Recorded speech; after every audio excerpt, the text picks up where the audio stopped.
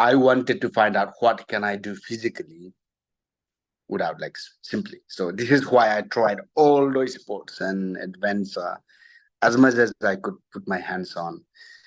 Then after that, I just knew that, you know, anything is possible. It's different, this different way of doing the things. It wasn't the things that like I thought about it. If you see the disabled population, there's 1.3 billion, disabled people around the world, and you can hide them. Team, welcome back. Another week here with Drew and Alex. And this week, before we kick things off, I just wanted to do kind of a quick poll.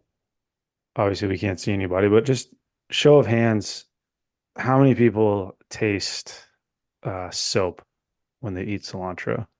And he asks this question because Drew is one of the unfortunate weirdos who has the genetic. Nope. 20%. 20%. This is why what I was Googling. 20% of the population experiences soapy tasting cilantro. With no cilantro. What do you even do? I don't put cilantro on anything. I actually just had, Of course you don't, because you taste soap.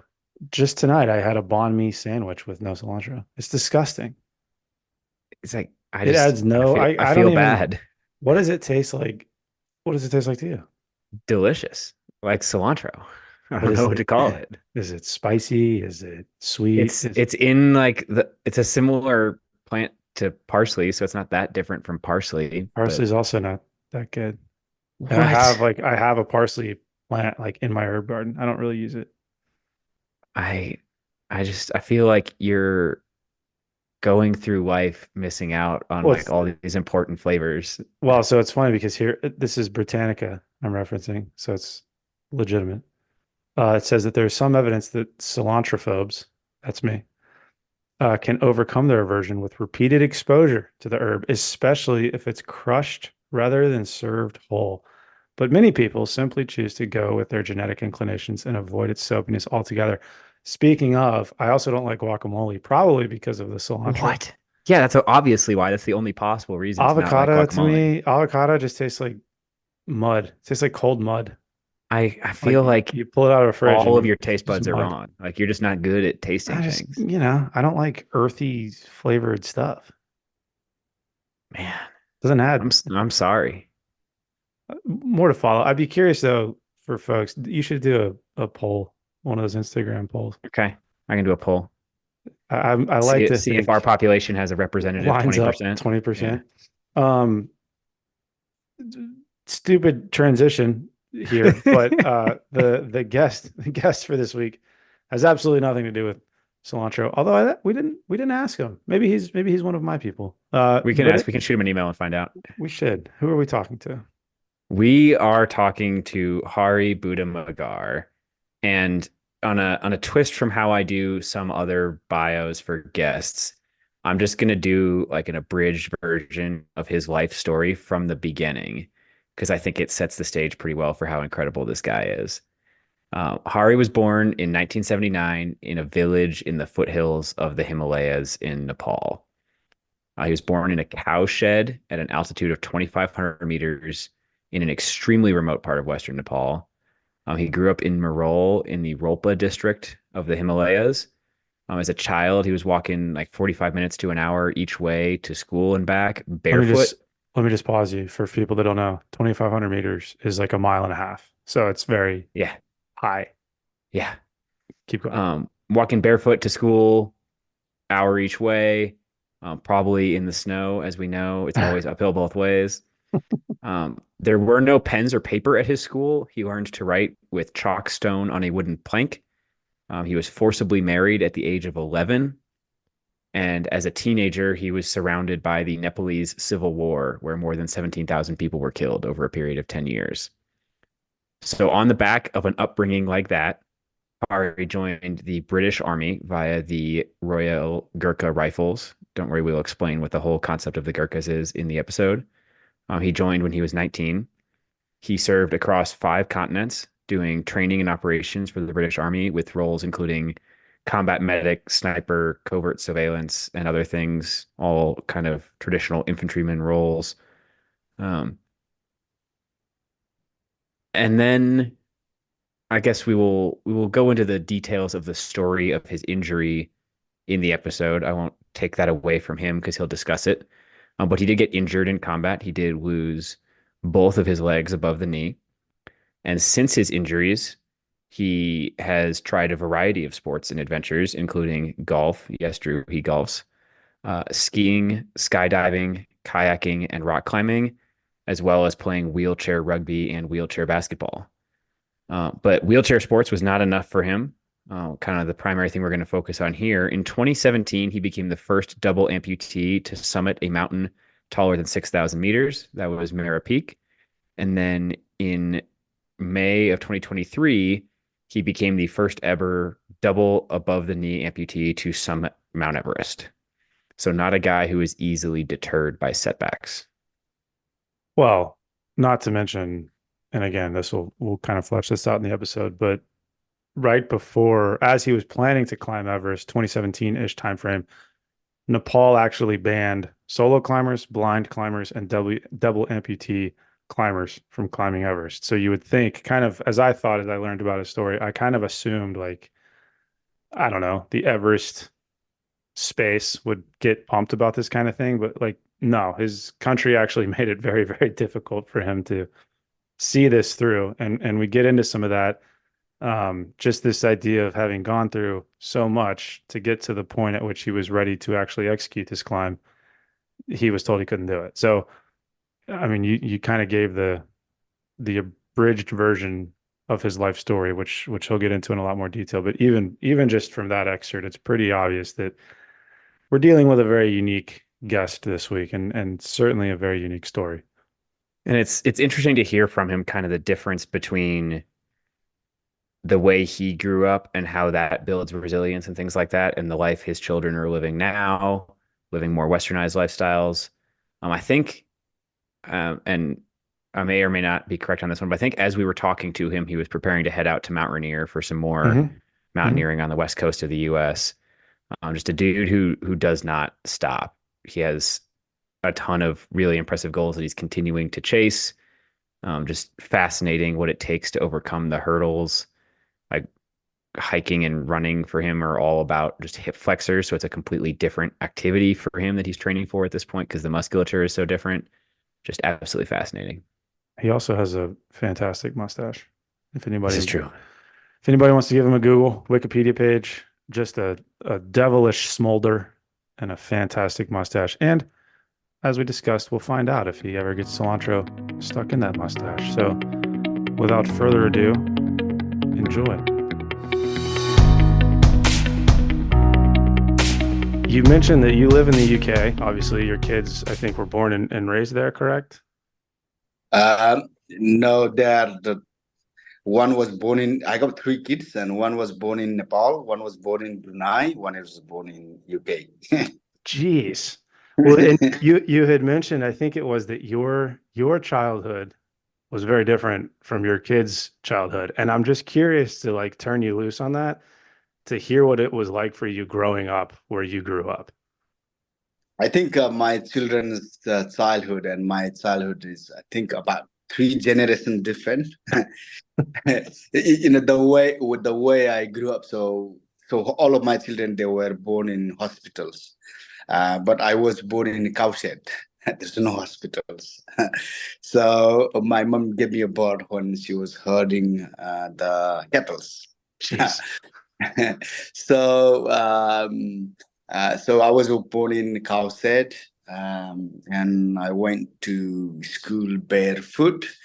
I didn't have any pen and paper, so I learned on wooden plank with a chalky stone. That's how I learned to write. So I had to walk about 45 minutes each way. Some of children actually walk longer than me, about 2 hours in one way, just to go to school. That's how I grew up. And also, I was forced to marry at age of 11. And what else? Yeah, I grew up in Civil War. And it lasted for 10 years, and more than 17,000 people were killed. and many more are still missing. Wow. So luckily we have peace there in the government now. So I don't know why we have to fight in the first place. Hmm. I think a direction this conversation is going to go is going to be a lot of focus on resilience and overcoming hardship and things like that. We haven't even gotten to some of the more significant hardship you faced, but how do you think growing up in an environment like that prepared you for some of the challenges you ended up facing later in life? I never knew what was the outside world apart from the village that I was born. So I didn't know outside world how was, never traveled, never got into the plane until I joined the Gurkhas, and never seen when I was in young, I never seen like cars and cycles, no, never seen that way. So I didn't know how the outside world was. I just wanted to something change. I was hungry, and I think because of that hardship, that I wanted something better life. My parents, they whole of their life, they work in the farms. Like in the West, it's like a farmers are rich. In Nepal and many countries around the world, farming is simply it's a surviving. So we work, for a year, and sometimes food might not be enough to still, to look after ourselves. And my mom and dad, they just whole of their life, they just worked so hard. They have no pension, and they just work everything, just better future for for us. So that's what they did. So looking my children's now is in the tablets and watching a TV to just they get dropped door in the car at door of the having it air condition in the car and heaters, and just eating whatever food they want. We didn't have a choice. We used to eat meat maybe once every few months. Wow. So yeah. And we didn't only one time we used to change the clothes. So we'll get new clothes. It's like a Christmas time here, but we call it Dasai in Nepal. So that's how I grew up. I grew up in very little, and I feel very lucky to living the life that I'm living in. I think I'm happy to die anytime apart from leaving my family. I think I have achieved enough.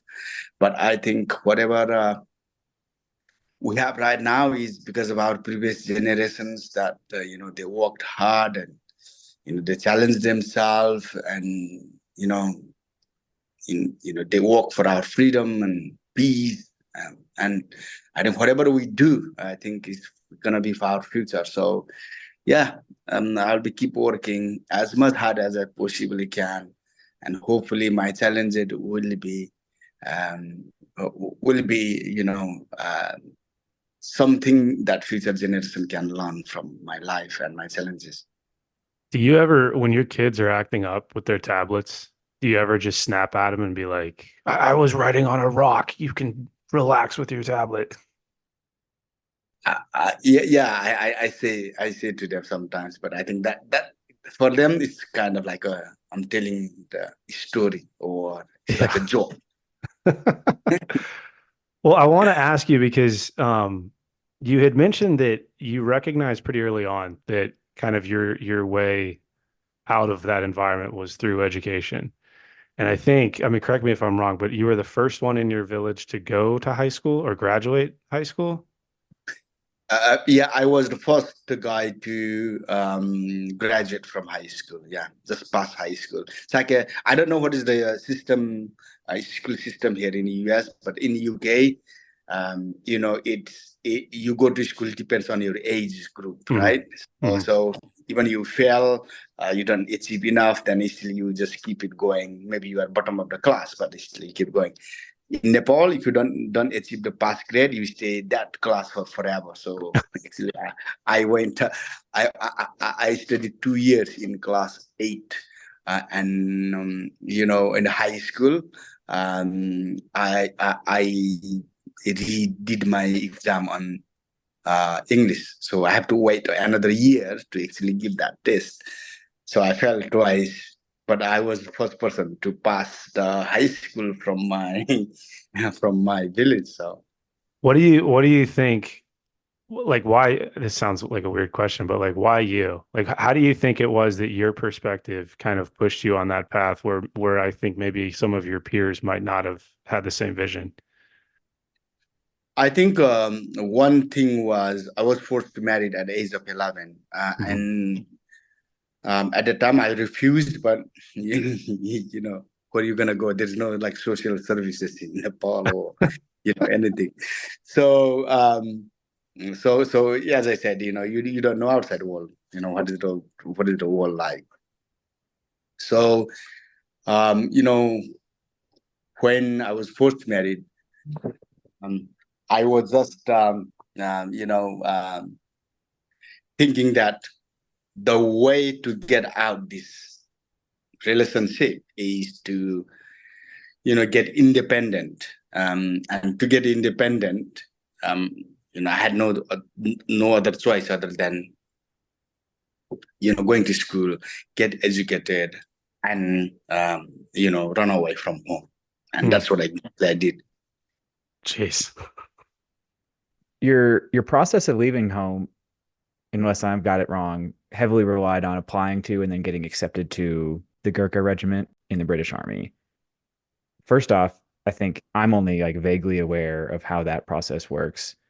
How many apply? How hard is it to get in? What even is the Gurkha Regiment? I think most of our audience only knows the American military. So if you could get us up to speed on that, I think that'd help a lot. Simply the Gurkhas are, men from Nepal working for British Army. Some of them still in Indian Army. Some of them, Singapore Police Force. They are called Gurkhas.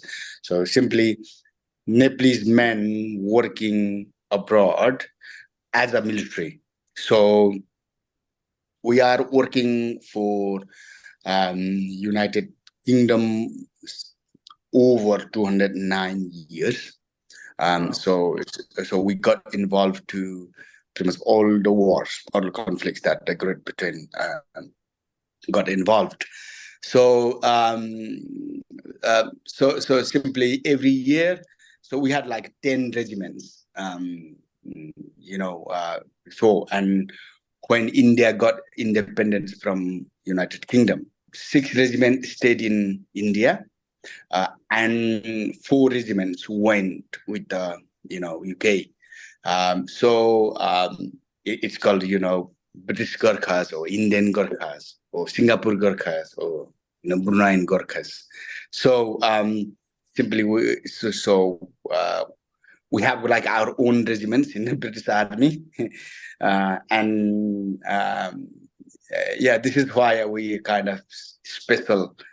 We have a different culture, different values, different ethos, but also, following the, British Army doctrine. So, What does that ascension process look like? I mean, how did you know that those were even a thing? And then, like, what gates did you have to go through to get accepted? So it's about 6 months selection process in 3 stages.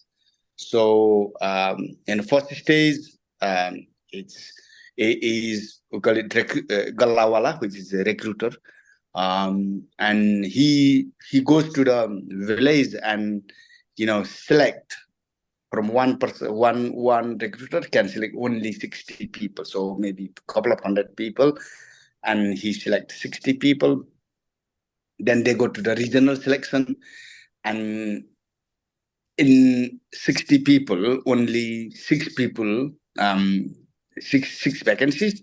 So in regional selections, so only 6 people six people can get a place. How good they are, it doesn't really matter. So there is limited vacancy. So just six. Then those six people go to the central selection for a month, and they test you pretty much everything from your fitness to your education to your social skills, your leadership skills, uh, your IQ, pretty much everything. Since you mentioned it, this is not something I really thought about, but you talked about how the Gurkha regiments have different culture and different values unique to them within the British Army. What makes them unique? There's clearly something that the British see as like uniquely valuable to maintain this very unique recruiting process and everything. What makes the Gurkha regiments special and different? There are many ways we are different. So we came from Nepal, so we are little soldiers, but just we can run up and down over the hill. So I think quite easily. But also the culture is different. So and also like British Army recruits, their basic training is 2 months, and our training is 9 months. And we have got like own regiments, we have own values, ethos, the way we respect our seniors is different, and we still have like say our own food, and we still celebrate our festival.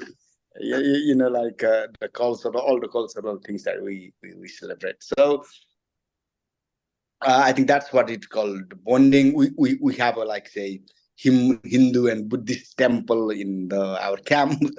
So yeah, many ways we have like temple service like. Mm-hmm.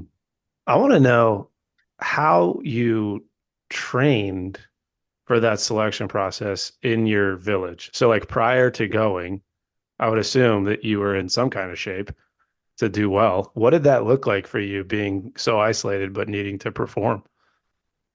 I didn't train much. I just, I was going to college, and in the morning I just used to run a little bit, because I think, the selection process. There is two tests is physically quite hard. You have to do all the obstacles and other bits as well, but mainly we have to run 1.6 miles in at least 9 months to pass it. That's just flat, just run fast. The other one is we have to, at the moment it reduced it because of diversity and so many other ways. But at my time we carried 35 kilograms and run uphill 4 kilometers just on the step only. So yeah, and I think I don't know what is the time, but yeah, we ran up the hill. So that you carry the basket at the back with the weight, and yeah, we run up the hill. So just basically just moving around in Nepal gets you really fit, is what I'm hearing. Yes, yeah, and I never ran in a flat. So actually, I came to kind of train a few days ago, but I was actually got injured actually then, because you can't run in flat. So running in trail and running in a flat is completely different. I never realized that, but I thought that running in a flat is easy, but running in a flat is hard. Jeez. So this is going to be a little bit of foreshadowing to some of the conversation we're going to have in a few minutes, I think. But we did an episode a month or two ago about the British Royal Army Physical Training Corps. And one of the topics we talked about a lot was the whole emphasis on adventurous training, taking British soldiers and doing hiking, mountaineering, kayaking, rock climbing, mountain biking, all these outdoor sports things. Is that something you got while you were serving with the Gurkhas? And it seemed like that became important to your recovery. So can you speak to like embracing that outdoor sport stuff as part of your training? Yeah, I was fortunate in the British Army. It's compulsory to do 180 or so adventure training, you call it. So it's compulsory that you take part in some of those events. And now I realize that those outdoor sports and adventure, and not just kind of outdoor sports and adventure, but generally sport has so much power that it gives confidence back. Um, yeah, back. So I kind of, realized now that the British Army pays you and also facilitate that the training. There is a reason. And it has such a power. And if there was a sport and adventure, simply I wouldn't be here. I would be already dead. So sport and adventure is, I think, has amazing power to give us our confidence back. What were you? So you were in the British military. You had gotten through the whole Gurkha, I guess, pipeline. What what kind of training, what sort of additional qualifications did you pursue while you were active duty? We have different departments that where we can go. So from Gurkhas, we have got like engineers, signalers, logistics and brigade band and infantry. And simply I was infantry. I wanted to go to logistics, but I was thrown to in the infantry. So I think many times in my life is it just happened whatever that I really don't want to do. So I didn't want to go. So even in infantry, you have got different sectors. You can be the sniper or motorman, or you can go to the like vehicle departments. You can go to logistics. You can go to, so they're like a small, they're like a with the small engineering department in there. That the signals department works on communication, and yeah, they're like I say, like anti-tank regiments where you can use the, like javelins things to destroy the enemy tanks. And we have the Rocky platoon who actually it does surveillance for the regiment. So yeah, there are lots of departments that you can go. For me, I came to this rifle company as infantry in man. Then I was trained the sniper. I was trained team medic. I was in Pioneer, which is the engineering department for the regiment. I worked 6 years there, and I went back again to a rifle company, and I was injured as multiple twice. I was injured. What was your favorite part? The most I hated doing that job, one hard one. I think it's that I'm more proud now. At that time, I actually didn't like it, but it's hard. Like being a sniper is not easy, or even being in engineers is hard. But the the hardest job is the more I think I feel proud now. Yeah, that's fair. Well, you mentioned during that you got injured. And I think obviously that's a core part of your story and how we came to be talking to you about it. But just for the audience's sake who aren't familiar with your story at all, can you just walk us through what happened the day of your injury? What was happening? What was your experience? How did you survive? So I was deployed in Afghanistan in Helmand province in 2010, and we were just got in there just a couple of weeks, and on that day our job was to go and give security to engineers, so they can go and survey the well, so later they can go and repair that old well so local people can have water. and another one was to familiarize with the new area. So that was our mission. We're 20 in the squad, and I was 10th in the single file. So we crossed a couple of irrigation ditches, compounds, and we're just walking on the side of the poppy field. And suddenly went bang, and yeah, my life pretty much changed in the blink of eye. I was the only one that was got injured. On that day, I wasn't with my team. I was with another team at test. So normally, I'm a second man, from the back, because my job is second in command, and for the multiple, and my job is to look after the logistic, the administrations, and all the bits where the commanders lead from the front. So that was my job. But on that day, I was just being just normal soldier's job in the middle. So the many other commanders who was also doing exactly the same. And I think I was at just same part. It was very narrow part, and I was just wrong place at wrong time. And why the 9 guys didn't, there wasn't blood up, and why it was me.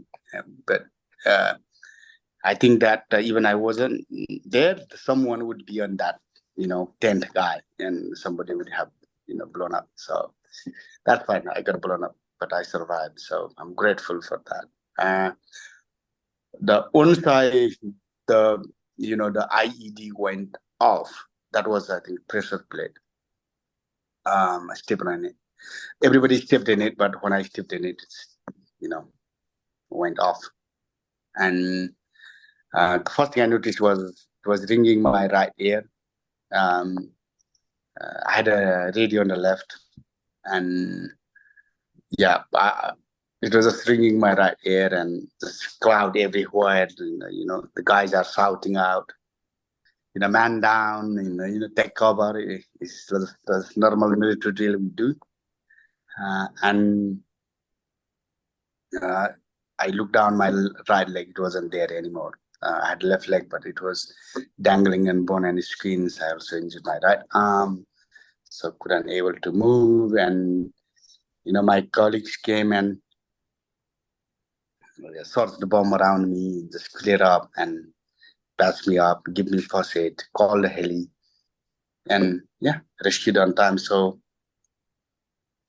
we survived. I remember hearing that you got picked up relatively quickly, right? Within, 15 or so minutes. Did that, I guess reflecting back on that whole process, I can imagine that of all things would be something that you're pretty grateful for. Yes. I was rescued in 17 minutes. So I was rescued by your guys called Pedro. So I think they were going to another mission, and I was much more serious. So it was diverted, and they picked me up. This is why it was so fast. Mm-hmm. So yeah, the guys did amazing job, and I remember everything until the guy in heli gave me a mask, and he started cutting my combat dress. And as I passed away, woke up next day in Kambasam in a field hospital. So what was the process like?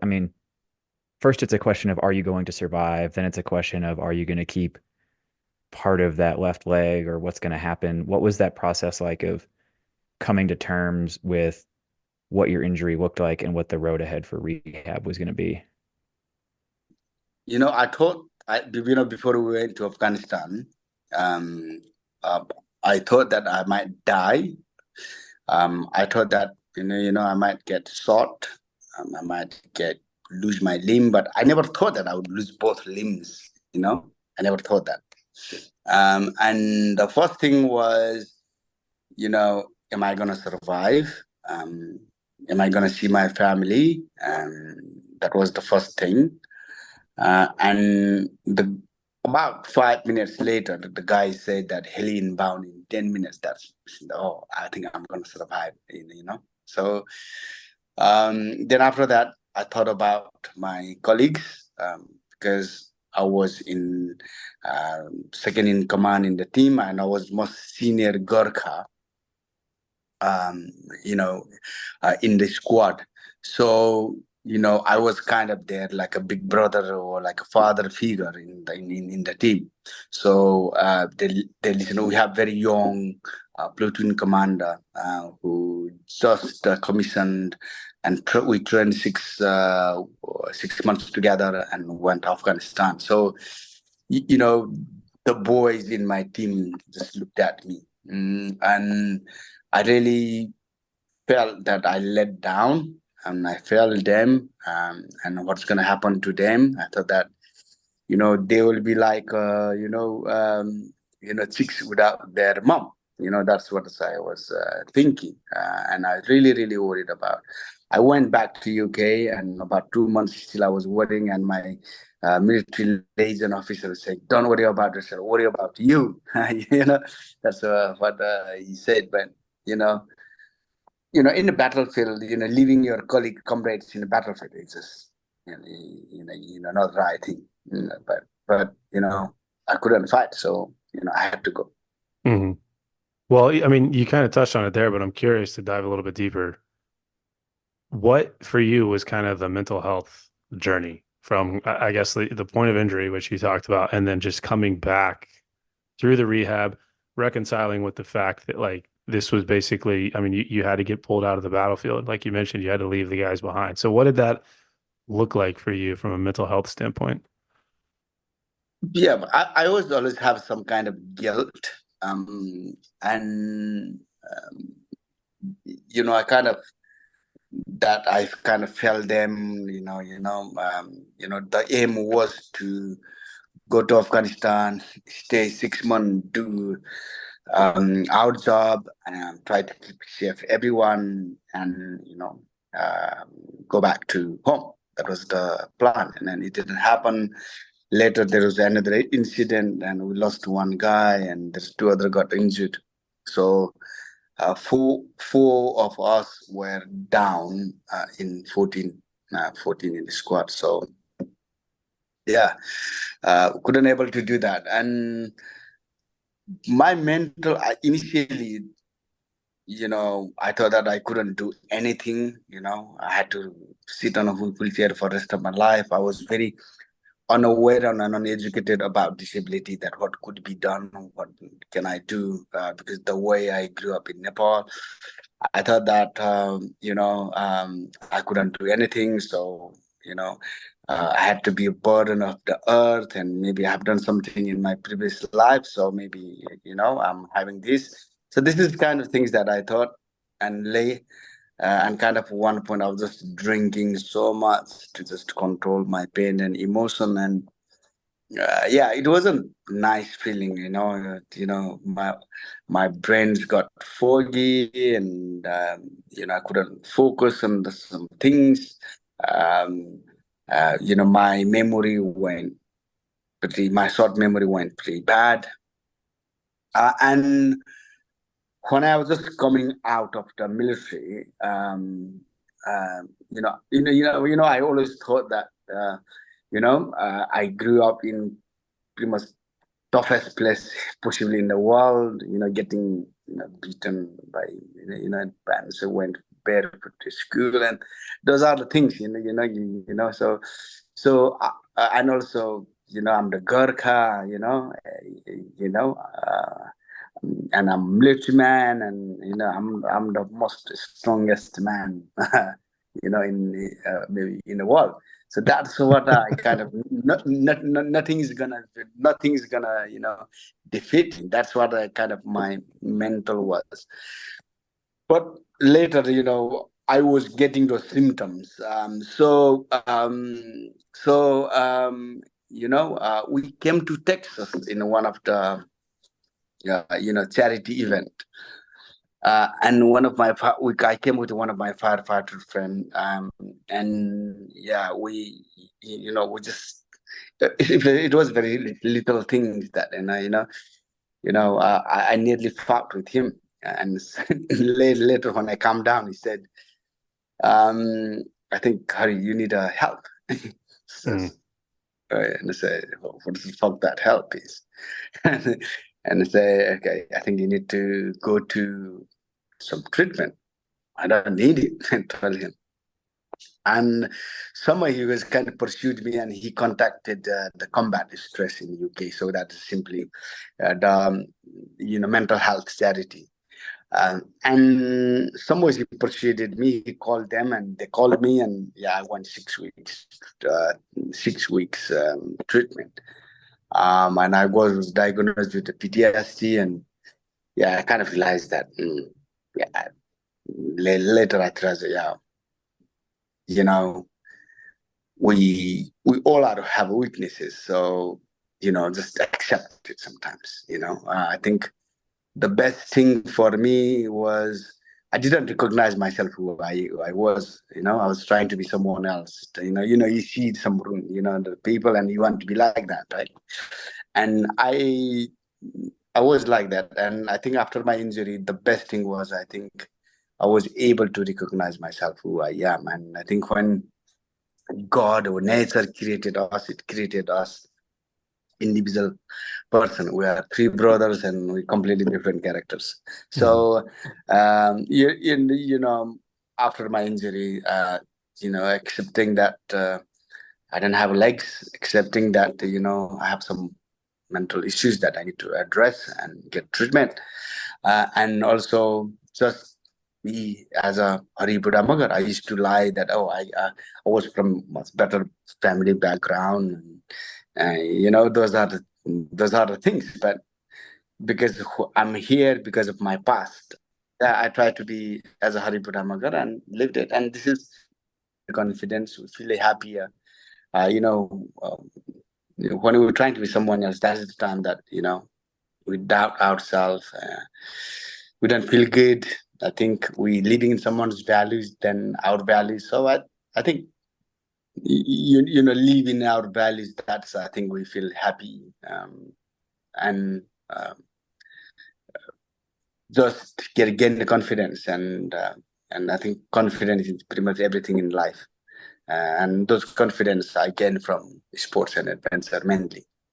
I want to ask you because one of the things that we've talked about on here a couple of different times with a couple of different people is kind of the stigma around mental health and the stigma around, you mentioned PTSD and just sort of moral injury. And I hadn't really even thought about this until you started talking, but you're coming into this from an entirely different background, culturally, spiritually. I mean, you mentioned sort of the preconceptions around disability when we think of rural Nepal.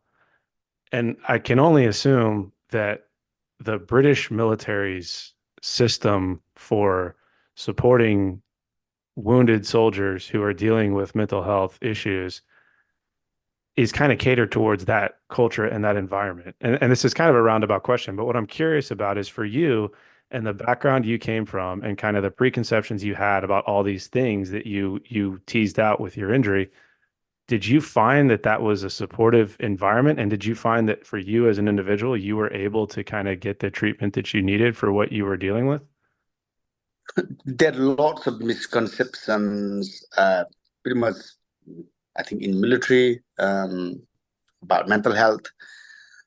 In British Army, there is a still, also about disability, the way I perceived myself. It was hard, but I think one thing is, once you accept yourself, then it becomes easy to deal the things up. Say, so okay, I don't have legs. They're never gonna grow. So yeah, I have to accept whatever that is and just do whatever I can. And also, if you are weak, seen as weak in military, I just don't want to say, I can't say that, but We know. I just don't want to say, but okay, yeah, you adapt, or Mhm. like say, we've been told like that, so and we tell the other people that way, so you can't show your weakness, right, in military, so that's what is kind of military mindset. Mhm. Also, there is not enough. It's much better than it used to be about mental health and diagnosing mental health, getting help in mental health. But uh, they, like even the combat stress, which is kind of funded by, from the non-profit charities like public, and also from the National Health Service. But they can just treat so many people. They don't have capacity to treat like a huge number at once, Mhm.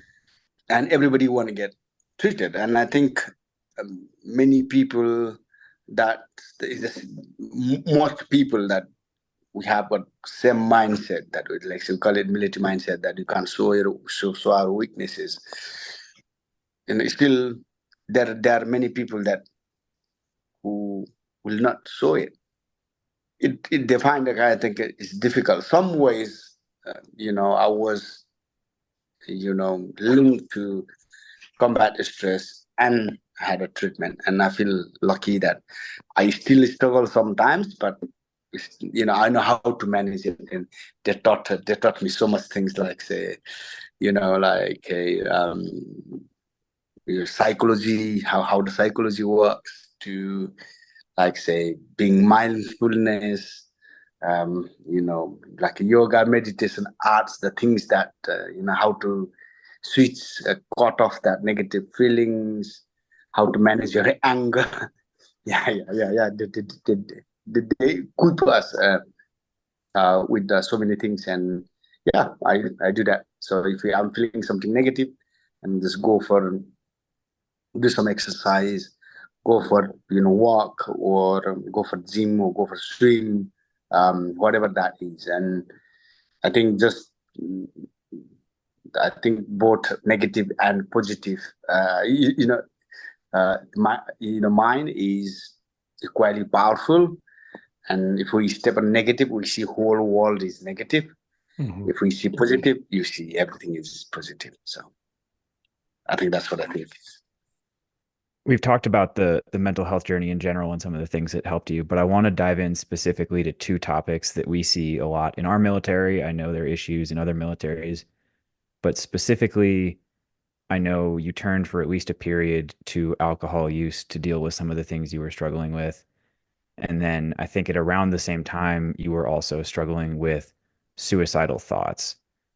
Can you Mhm. speak to some of those experiences and what you found that got you out of that and into the place you are now, where you're talking about the positivity and the exercise and the yoga and the mindset? So just coming out of those thoughts was, one point. So I had so when I was injured, my son was 2.5 years old. He was just little toddler and just really bubbly, and like just so cute, and just I always wanted to be around him. And after my injury, I tried to take my life here as well, few times. Just feeling negative feelings, or even when you see at home, you look at the ceiling, and in Nepal, most of the ceilings are like a fan, right? Many people, strangle themselves on it. And I kind of, still, thinking about how to do that. Also, train bridges in the UK, mostly they are protected. They have got a wall on the side. So those are, I couldn't drive at the time, so maybe just drive on my own, and just maybe just, you just can't feel all those negative things. And one day I just was drunk quite a lot, and next day I woke up and I didn't feel very good, right? And I realized that, if I was drinking that way, then I would die soon, and that was going to happen. And yeah, if I die, it's in my story, but my family will suffer from that actions, and I really didn't want it that even I'm on my wheelchair for the rest of my life, I still can advise my children what to do, maybe what not to do. So one day I kind of decided that, okay, I'm gonna live my life for my family, and that was completely then it was completely different. Okay, then I want to do something. I didn't know what to do, and that is the time that my completely switched different. Oh, now I want to do that. I want to do that. So the first thing I did was skydiving, and because I was half suicidal mode. So if I fall down and die, that's fine. And half my body's gone. So if another half goes, that's fine. I didn't realize that how powerful is the mind. Mm-hmm. I didn't know that. So, and another one was I just wanted to experience the skydiving, which is I never done that before. So yeah, went up, and when I landed, we landed safely on the ground, and you can do the things even you don't have legs. And after that, I wanted to find out what can I do physically without legs, simply. So this is why I tried all those sports and adventure as much as I could put my hands on. Then after that, I just knew that anything is possible. It's different way of doing the things. It wasn't the things that like I thought about it. If you see the disabled population, there's 1.3 billion disabled people around the world, and you can't hide them. I was okay until I had a 4 limbs up to the age of 31, and suddenly lose it. And if we just be at the wrong time, at wrong place, then yeah, we may die, we may be disabled, whatever that is. And it just simply do whatever we love to do. I think if we scare, we can't do anything. Just walking down the street, it's dangerous. Um, uh, you know, driving a car is dangerous. Everything is. If you think it, you may be walking down the stairs and fall down, trip over, hit your head somewhere else, and you might got onto a wheelchair for the rest of life, or you might just be dead. So no point getting scared. I think many people tell me that you are a bit mad and crazy. Yeah, maybe a little bit, but I try not to be stupid. As long as you don't be stupid, we are sensible and take the risk accordingly, and I think we'll be fine. And when we try, we achieve, I think, many things. So, at what point in that journey, like as you were building momentum and kind of trying new things and checking new boxes and realizing all the things you can do versus the things that you can't do, at what point did you turn your eyes to Everest?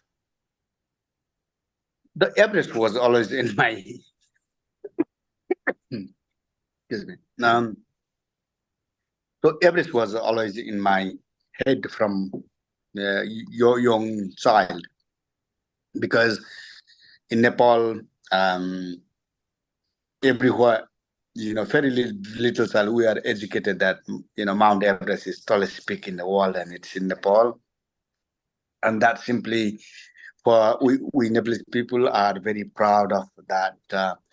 Mount Everest is in Nepal. It's our pride. It's our identity.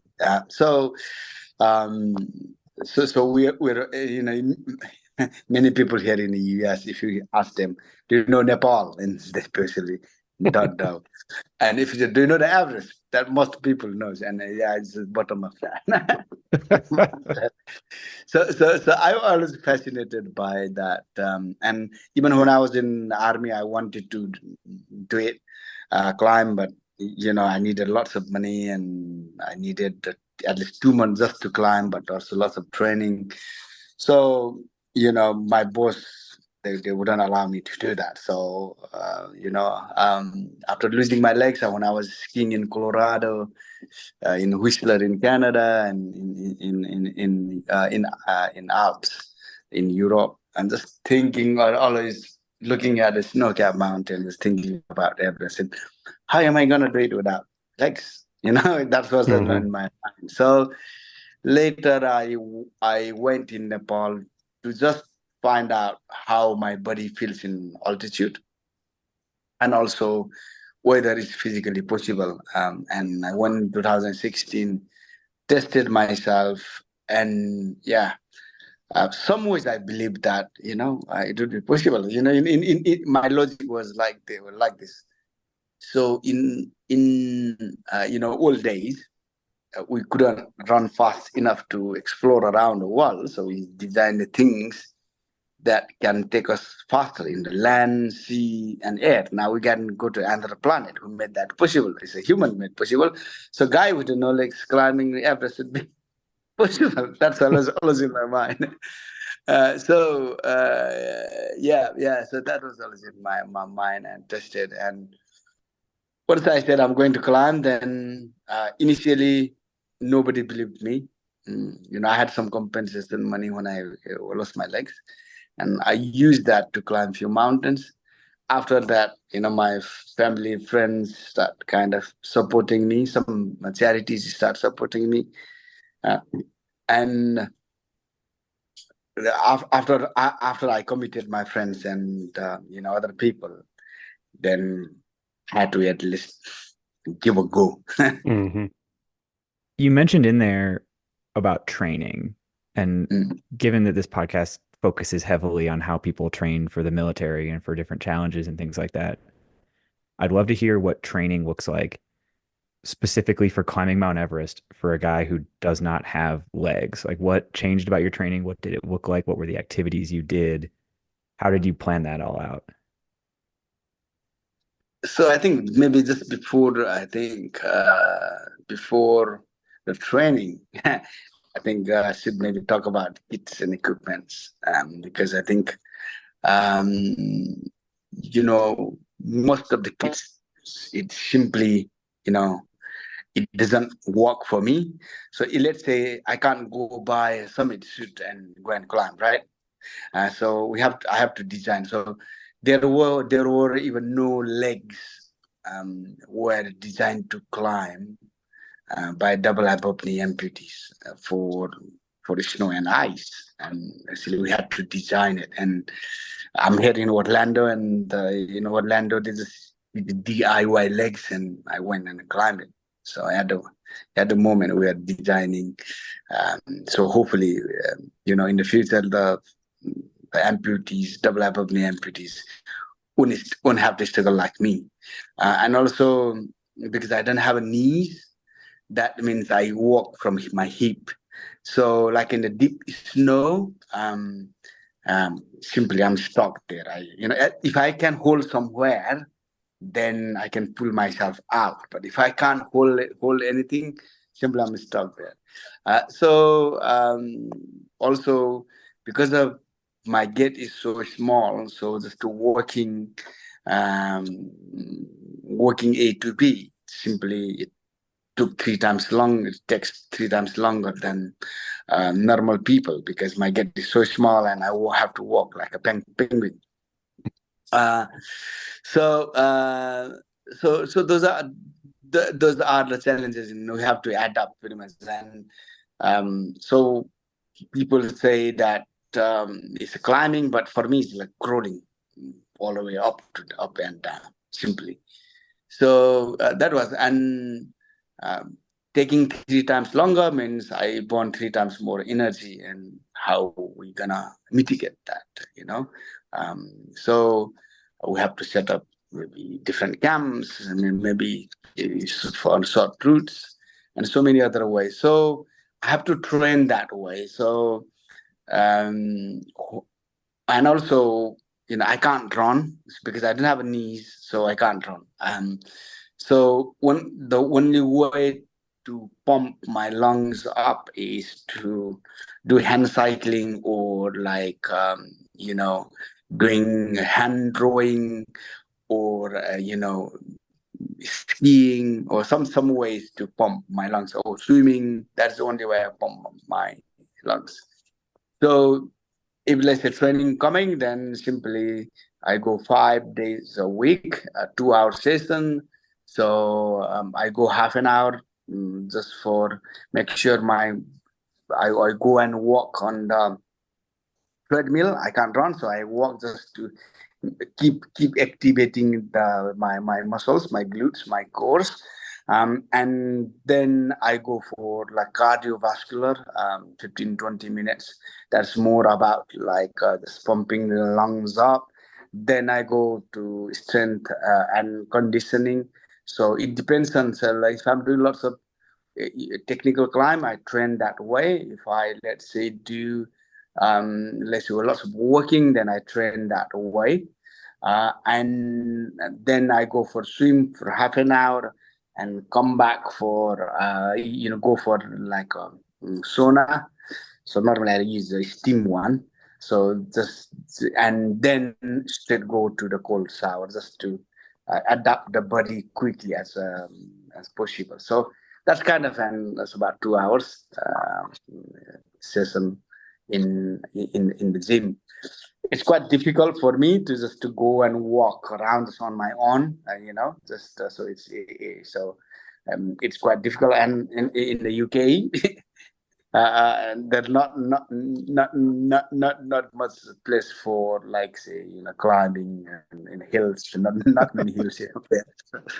So I normally train in the gym, but like say for like say training for like mountains, I have to go to mountains. Like say training on how to rescue, how to walk, how to put a harness on, how to wear the clothes, what are like fit and equipments do you need, and just test them as well. So I have got some new legs now, and I'll be testing in tomorrow. So tomorrow I'm flying to Seattle to test some of my kit and equipment as well. So Well, and I mean, not to mention that I think right before you were about to go, or somewhere around that time, didn't Nepal make it so that double amputees and people that were hard of sight weren't able to climb Everest? Is that true? yeah. So I supposed to climb in 2018. So I tested in 2016, and I thought that I will train in 2017. And actually, I was on a mountain for winter training. And at that time, Nepal government brought the new rule that banning double amputees and visually impaired and solo climbers. So initially, we tried diplomatic means. So we went to the politicians, met the ministers, and said, "Okay, bring the proposal." But I knew that it has to go to a few different ministries, and it has to go to the parliament, and they have to vote it to overturn that. And it was pretty much none of their interest, and I thought that that's never going to happen in my lifetime. So I went to with National Federation of Disabled Association. I went to Geneva in the United Nations to raise this point. Problem with the United Nations is whatever decision they make is not law binding, so they can't force country to apply the rules. So we had no other choice than going to Supreme Court in Nepal, and we're overturned in 4 months, which is, I think, amazing. I think we had lots of help from disabled organizations and individual people, ambassadors, and lots of the international medias that would just kind of put lots of pressure onto the government. So collectively we were able to overturn. And by the time 2018, it was too late. We couldn't raise money in 2019, 2020, 2021, Corona popped in. So I wanted to do 2022, but my team said, "Well, we need to raise lots of money, and and also you need to train for 2022." So okay, that's fine, and then we went and did it in 2023. So that this begs the question, and one that I wanted to ask you when we realized we were going to bring you on.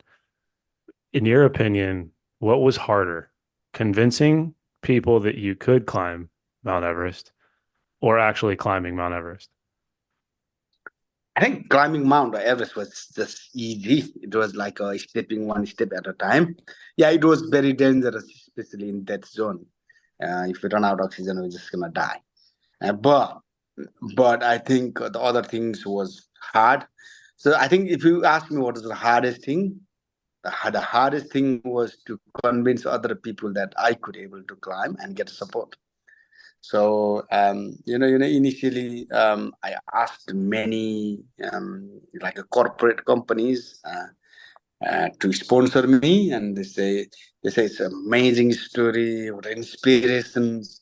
And when it comes to the taking the money out from their pockets, they just made an excuse. Oh, we ran out of marketing budget, or so much excuse. But there was reason behind it. The first thing was they didn't believe that I could able to climb it. The second thing was if something goes wrong on Everest, on a mountain, they didn't want to associate with me. So that was the main reason. But one thing I kind of realized was, um, you know, if there are less than 100 people or organization, maybe 99 don't believe you, but there's always one person that or organization that who believes you and supports you. So as long as we have got like right intentions and we are responsible, there is always someone that help us.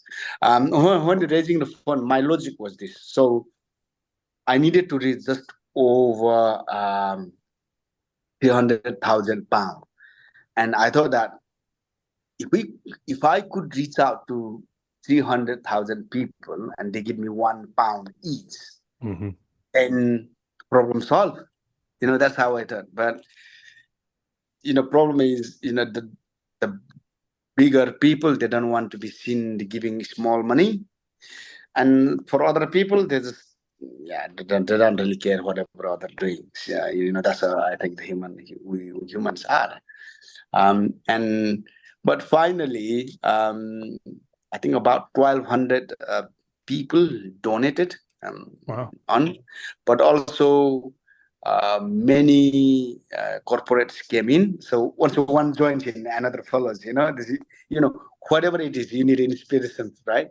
So once one follows it, one does it, and another follows. Like say, if let's say Sir Edmund Hillary and Tenzing Norgay didn't climb Mount Everest first, then I think I wouldn't even dare to dream to climbing Mount Everest without legs, right? Mm-hmm. So I think even like when you're donating it, if you see that people are donating, you're gonna donate, right? So I think that's how it is. All right, last question for you before we let you go. I want to know, two-part question. What are your upcoming kind of alpine specific mountaineering goals? And then from a non-mountaineering perspective, what are some things that you want to knock off?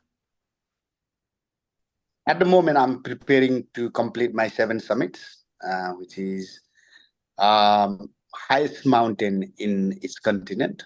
And that would be, I think, something nice to achieve. It would be, and hopefully that would be another world record. That'd be something nice to achieve. Yeah, for sure. That'd be nice. Yeah, I think. And I think my aim behind that is to making awareness of disability around the world. Because why making awareness of disability is important? Because people like myself, we need to believe that we can able to do something. Which is I didn't believe when I got injured and I wasted 1.5, 2 years of my time. So we need to believe ourselves that we can do something. So that's the one thing, to make awareness to people with disabilities. Another thing is it's not just our problem, it's a problem of our families and our community and the governments they don't ban you, right? They support you well, so you live as like a normal life. Maybe some of us, our legs might be our weaknesses, our hands might be weaknesses, our eyes, ear, whatever that might be weaknesses. We all have weaknesses. I think no one is perfect in the world. But that doesn't mean that we can't able to do anything. So making awareness of disability. So I have, uh, mm, promised myself that I will be making, because this is not overnight fixed, right? So this gonna take long time and possibly beyond I'm gone. So so I have promised myself that I will be making awareness of disability until I die. When I have age, maybe through the sports and adventure, and later maybe the social work, from non-profits to business and some other ways that I would make awareness of disability, that disabled people can live normal life as other people, and we can be happy, successful, and live a meaningful life. That's the one thing. um the another thing I really want to do is, I want to promote two things. One thing is climate change, because I've been to the mountains and the ice melting so fast. So it's very scary. And I think whatever we're having right now is because of our previous generation. So it's our responsibility to extend the Earth's life longer, so that our future generations can, I think, enjoy. The another thing I would like to do is I want to take the two sides and travel from North Pole to South Pole, and promote peace. Because if we see, you know, uh, there's already many examples we have, like say Japan and United States, right? Fought each other and now we're allies. Look at the Germany and rest of the Europe. Even you look at the Nepal and Maoist and the other side. Now they are in a government together, coalition government together. So why we have to fight in the first place? I'm the military man, and if you hurt my families, my children, I will still, fight until my last breath. But I think we all have different values, different interests. We have different faith. We grew up in different culture. We perceive the things differently. But in the sake of humanity, we all are humans. And I think, just killing women and children and earlys, I don't think so. We should do that. I think we don't need to, I think, fight. We can solve our differences in peaceful way. We don't need to solve our differences in violent way, honestly. And that is what I want to do. And just I can just try my myself, and with the help of others, and hopefully that people will see, maybe will send the world leaders that they maybe think twice before they commit for a war, and we don't create a chaos, and for sake of humanity. Well, the work you're doing is incredible. Your story is incredible. Before we let you go, if people are listening to this and like Drew and I among these people, if we want to continue to support your journey and follow you as you take on these challenges, where can people find you? How can people support you? Oh, thank you so much for asking me that. Yeah, they can follow me, Hari Budha Magar, on my social. So all of my social is Hari Budha Magar. I've got a website as well, haribudhamagar.com. But just maybe they can go and search in Google that guy with no legs climb Everest, and maybe they can find it. He's not hard to find, guys. Yeah, that's beautiful. Man, well, again, I know you're literally flying out to Seattle tomorrow, so thank you for taking the time to talk to us. This has been amazing, and we'll put all that in the show notes for people. We'll make it easy to find you. And man, thanks again. Yeah, thanks so much for having me, guys. And you guys have a good day. You too, man. Well, guys, thanks for listening to another episode with us. I guess before we let you go, the thing that we like to do now, our closing thoughts. Man, I don't know how you put a bow on a guy who climbed Everest with no legs. One of the things that was really interesting to me that I hadn't even really considered until we literally started talking to him was the question that I asked him about mental health and sort of the stigma around mental health and disability, because it's one thing to, I guess, peel back that onion for somebody from like a Western culture, but man, you layer in the spirituality, the religious beliefs around reincarnation, and he mentioned like, what did I do in a past life that led this to happen to me in this life? And like, I don't even I don't know how you even go at that as a mental health professional in this environment, trying to deal with somebody who's coming at it with all of those layers. That to me is like fascinating and could probably be its own episode. Well, on that note, something stood out to me. The alcohol stuff and the suicide stuff, I mean, ties into a lot of what we've talked about with mental health in the past, but he specifically mentioned feeling like a burden on his family or on the people around him and things like that. And then the process of rediscovering a sense of purpose. And eventually we'll have to do an episode specifically dedicated to the interpersonal theory of suicide. I think I've mentioned it on the podcast before. I'm not totally sure, but it's the combination of perceived burdensomeness, thwarted belongingness, and then lethal means as a final combination. And I think that template seems to map pretty well onto Hari's experience. And so I think that's something we'll probably dive into on future episodes. But I also thought it was a little interesting how his brush with death seems to have freed him from fear in a certain way. He Yeah, was that's a good willing to do point. things he had never done before because he figured, man, I've already like nearly died and lost my legs and stuff. Like, what's the worst that can happen? I'll just go the rest of the way. You know what I Jump out mean? of a plane. And so that was a very interesting thing to hear him talking about, like not being as afraid of the danger of certain activities after that experience. Something about mountains too, man. Everybody that seems to go through these journeys and ends up climbing a mountain, they just like become hardcore mountaineers, and that just defines them for the rest of their life. So clearly we got to get outside more. But I was outside earlier. I don't know about you. did you climb Mount Everest? No, I climbed like a hill. Yeah, I mean, I was outside gardening, but it's, different strokes. But yeah, we have guests on from time to time that are definitely trying to raise awareness. And Hari is one of those guests. So we mentioned it at the end, how you guys can find him. I'm just going to double tap that and say that if you haven't yet, please go visit the show notes, check out his stuff. I think for him, at least, this is kind of just the beginning. He has a lot more to do. He mentioned that one of his goals is to basically fight for world peace. So definitely give him a follow. As more adventures come up, throw some donations at him. We would love to support him in any way we can. So yeah, see you next week. Hey, Alex, let's cover our ass real quick. Oh, great idea, Drew. All right, guys.